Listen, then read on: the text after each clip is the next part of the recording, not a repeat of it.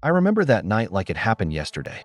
We'd been on the bus for nearly 10 hours, 30 of us, cramped and restless, headed home from a school competition. The air smelled like old fast food wrappers and teenage sweat. The hum of the engine and the rhythm of tires on asphalt had put half the bus to sleep. Then we saw it. A roadside motel. Its neon sign buzzed and flickered, throwing sickly red and blue light across the parking lot. Everest Motel. The word vacancy glowed steady, almost too steady, like it was waiting just for us. The teachers debated, then shrugged. It was late. Everyone was exhausted. Why not crash here? As soon as we stepped off the bus, the smell hit me. Stale cigarettes, damp carpet, and something sour underneath, like spoiled milk left too long in the sun.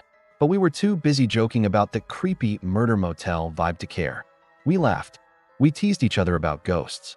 We unpacked snacks and sprawled across the beds in our rooms. At the time, it all felt like harmless fun. I didn't know then how wrong I was. Around midnight, I went out into the hall to grab a soda from the machine. That's when I noticed it, the silence. No cars on the road. No wind outside. No hum of vending machines. Just silence, except for a faint creaking. The sound of a door slowly opening somewhere down the hall. I froze, listening. Then came another sound, soft, high-pitched, like children laughing. I swear it came from inside the walls. I bolted back to my room, heart pounding. My friend asked why I looked like I'd seen a ghost. I brushed it off. Old pipes, I said, repeating what our teacher had told us earlier. But as the night wore on, the noises spread. Doors opening when no one was there. Shadows moving under the flickering lights. That laughter, distant but growing bolder, like it wanted us to hear. And then, just before 3 a.m., the fire alarm screamed. We stumbled into the hallway, half-dressed, covering our ears from the shrill alarm. But the motel had changed. The hallway stretched far beyond what it should have. Endless corridors that seemed to breathe, the carpet pulsing faintly under our feet. Doors lined both sides, but when anyone tried to open one, it swung into black voids. Rooms that weren't rooms, just yawning pits of nothing. "Stay together," our teacher shouted.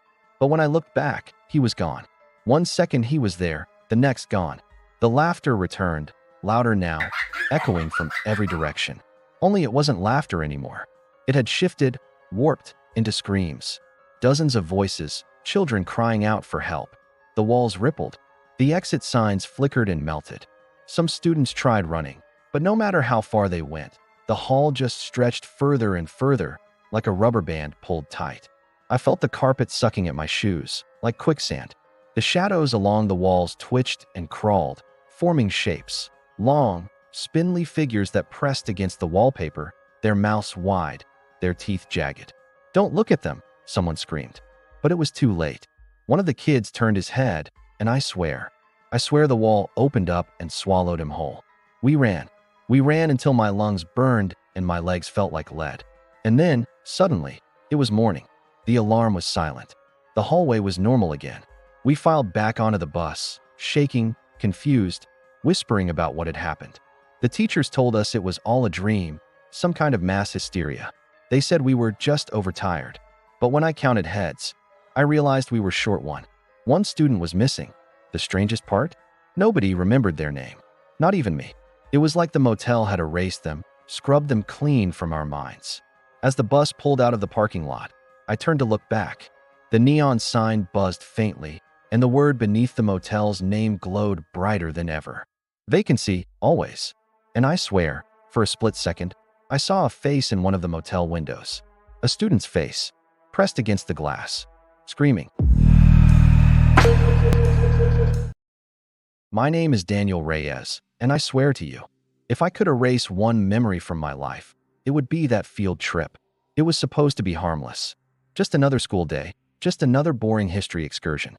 Our 8th grade class had been loaded onto a bus and driven to the edge of town, to this squat, brick building I'd never even noticed before, the Museum of Living History. The sign out front buzzed faintly with neon, the letters half burned out, and the windows were so grimy it looked like they were sweating. When we stepped inside, the air hit me, cool, stale, with the tang of varnish and dust. And underneath that, something faintly metallic, like old pennies on your tongue. Mannequins filled every hallway. Farmers with straw hats. Women in faded dresses, parasols in hand. Coal miners, factory workers, blacksmiths. Each one dressed in clothing so authentic it felt wrong, like it hadn't been stitched for display, but stolen straight from the bodies of the past. Our guide was a thin, gray man with hollow eyes. His voice was quiet, almost reverent. "Do not touch the exhibits," he warned, his gaze drifting across our class. "They are very delicate." We laughed, whispered jokes, pretended not to care. But already, something about the way those mannequins stood, still, glassy-eyed, yet somehow present, was pressing on my chest like invisible weight. At first, it was little things. When we walked past the coal miner display, I could have sworn one of them had tilted his head ever so slightly, just enough to watch us leave. Then in the settler's cabin, I caught the faint scrape of wood against wood, like a chair being pushed back. But the mannequins hadn't moved, at least, not when I looked. "Dude, tell me I'm not crazy," whispered my friend Kevin, tugging at my sleeve. "What?" I asked. "That farmer. He wasn't looking this way before." I glanced back. Sure enough, the farmer mannequin's eyes seemed fixed on us now, painted irises glinting in the dim light. Then Marcy, the quiet girl in our class, stiffened. "It blinked," she whispered. Everyone laughed, but it wasn't the kind of laugh that means you don't believe it. It was the nervous kind. The kind you use when you do believe it, but you're too scared to admit it out loud. And the worst part? I believed her. Because I'd seen it too, just for a second. A quick, dry snap of eyelids where no eyelids should move. The deeper we went, the colder it got. My breath began to fog faintly in the air. The smell of dust was stronger, thicker, clinging to the back of my throat. Faint. The mannequins were closer together now, filling corners, crammed along walls. Their painted eyes shimmered in the low light, reflecting back like glass marbles. Every time the guide spoke, his words sounded rehearsed, like he'd been saying the same speech for years, maybe decades. His lips barely moved. I started noticing things I couldn't explain. A miner's hands were covered in soot that hadn't been there before. A woman's bonnet had slipped to reveal thinning gray hair beneath. One mannequin's fingernail was chipped, revealing not plaster, but the rough yellow of real keratin. And then came the whispers, almost too soft to notice at first. They brushed past my ears like a draft. Words and languages I didn't know. Guttural syllables, hushed chants. Mariah, the girl sitting 2 rows ahead of me on the bus, squeezed my arm. Her face was pale. "Daniel, they're talking." I wanted to tell her no, it was just pipes or wind. But deep down I knew. She was right. It happened in the Hall of Industry. We were surrounded by mannequins dressed as workers in a turn-of-the-century factory, iron tools in their hands, caps low over their eyes. The lights above flickered once, twice, then went out. The darkness was absolute. I couldn't even see my hand in front of my face. But I could hear the sound of porcelain scraping against tile. Slow, deliberate footsteps all around us. A breath brushed the back of my neck. Icy, damp, wrong. And then the lights surged back on. They had moved. The mannequins were no longer frozen at their stations. They were standing in the aisles, surrounding us. Their mouths, once painted shut, had split open to reveal rows of human teeth. Jagged, yellow, too many. Their eyes rolled wetly in their sockets, glass shimmering with life. One stepped forward. Its voice was a rasp of centuries. Hungry. Then, they all spoke at once, chanting in overlapping tongues, whispers and screams twisted together. The sound rattled my bones. Hands reached out, cold, hard, but pliant. Not plaster. Flesh beneath porcelain. Their grip was like iron as they clawed for us. Students screamed, shoved, ran. But the exits were gone. Where the doors had been were only blank walls. The mannequins closed in.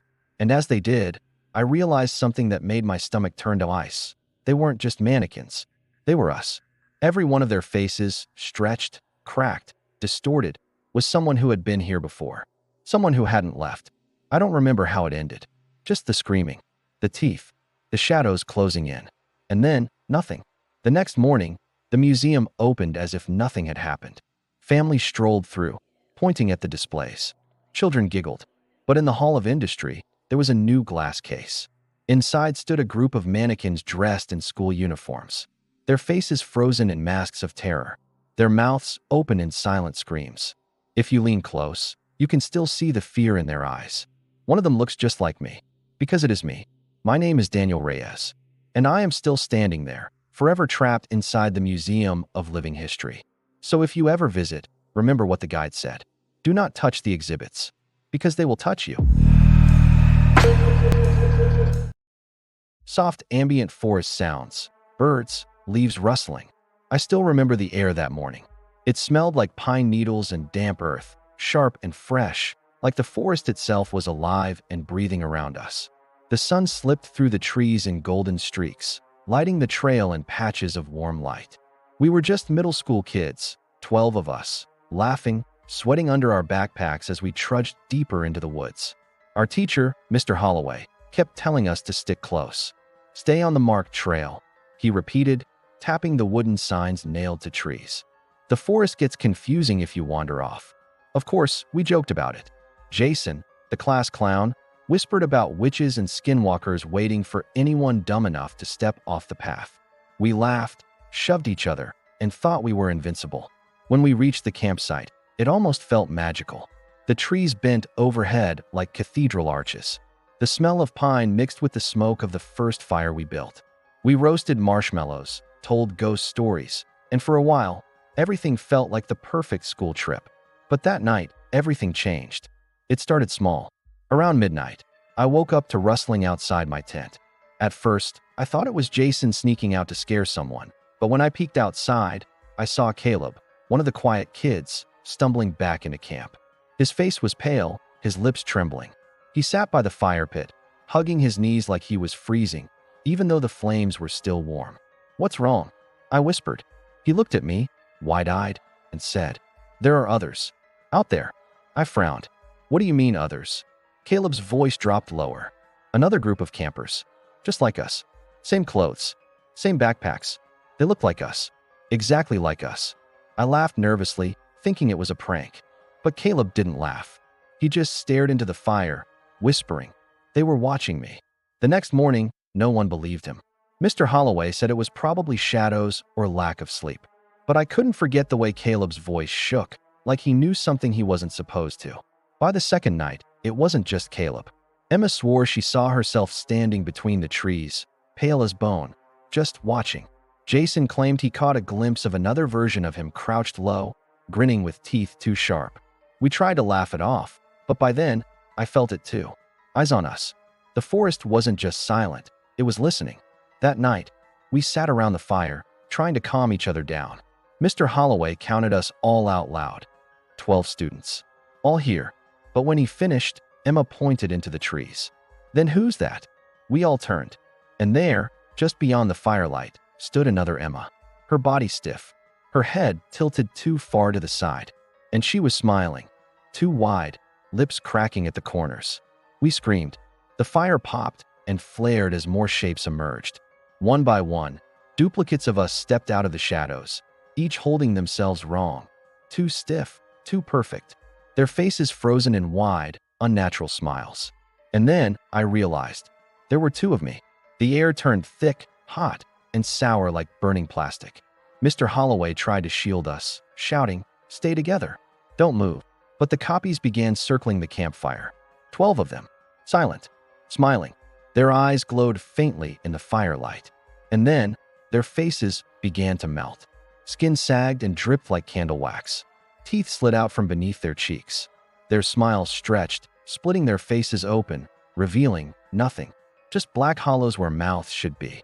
One of them, my copy, stepped closer. I could smell it. Damp earth, rot, something like blood mixed with wet leaves.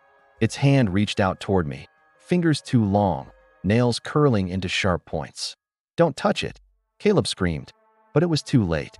Jason's duplicate lunged at him, dragging him into the dark. His screams cut off like a switch had been flipped. The rest closed in. The fire roared higher, sparks burning holes in the tents. The air filled with the sound of laughter. Our laughter, distorted, echoing from their melting mouths. And then everything went black. When I woke up, the fire pit was nothing but ash. Our tents, gone. The supplies, gone.